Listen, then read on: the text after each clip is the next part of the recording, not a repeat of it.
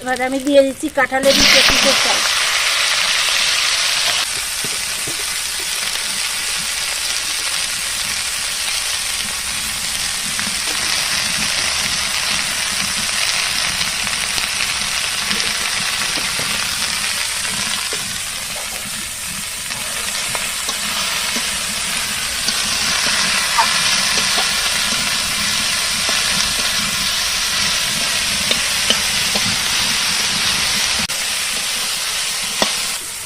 অনেকটা কষানো হয়েছে, এবার আমি হলুদ দিচ্ছি। হলুদটা আগে দেই নাই, পুড়ে পুড়ে যাবে তার জন্য।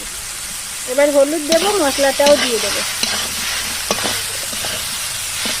মশলাটা দিয়ে দেবো, এতে বেটে রেখেছি জিরে, ধনে আর লঙ্কা।